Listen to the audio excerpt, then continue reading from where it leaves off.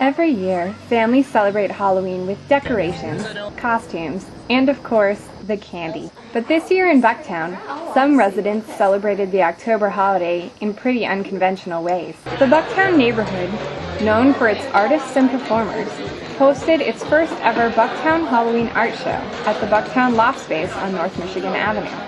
Brian Matson, who helps organize the Bucktown Arts Fest each year, said local artists came up with the idea for the holiday art show. The artist approached me and said, why don't you run a holiday art show, because all the holiday art shows in Chicago are not so great. So 8 years ago I started the Bucktown Holiday Art Show. In the past, the holiday art show had been restricted to the winter holidays in December. But this year, Matson decided to include shows for Halloween and Thanksgiving. According to Matson, the Halloween show had a good turnout.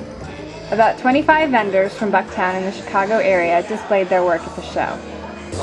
One of the vendors was DeKalb County artist David Zabaris Sr. After spending the past 3 years studying art, Zabaris said he chose the Halloween art show in Bucktown as the venue for his return to Chicago. My idea is maybe my art is mature enough and maybe it's exciting enough that I'll be respected by some of the local artisans, especially here in the East Village.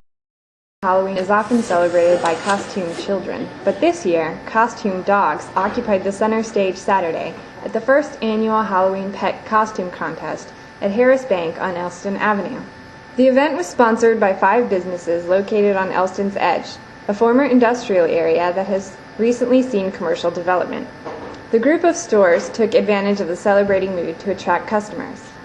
7 dogs, both big and small, visited the bank to have their picture taken with the bank's mascot, Hubert the Lion.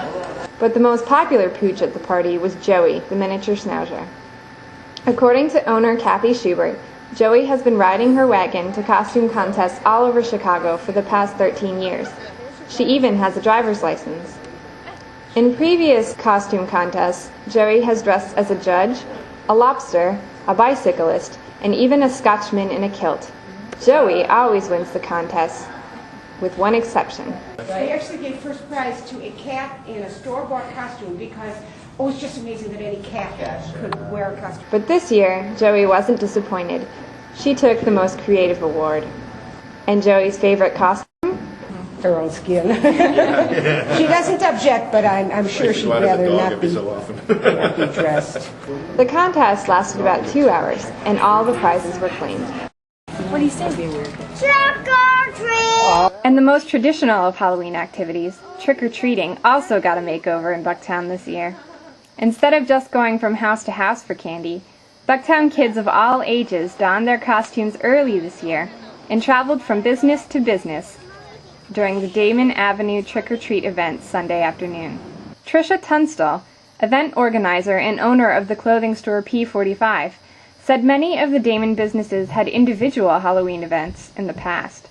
But this was the first year they had organized a street-wide trick-or-treat. Halloween's just a fun event. The neighborhood is a big family neighborhood, and so we thought it'd be fun to get all the families out in the neighborhood and celebrate the kids and dressing up.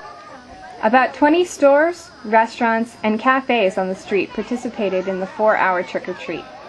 Laura Kuzniar, a longtime resident of Bucktown, took her children to the trick-or-treating event on Damon and said she thought the event was great for kids in the community. We enjoyed patronizing these stores, and we figured that we would get a little candy too.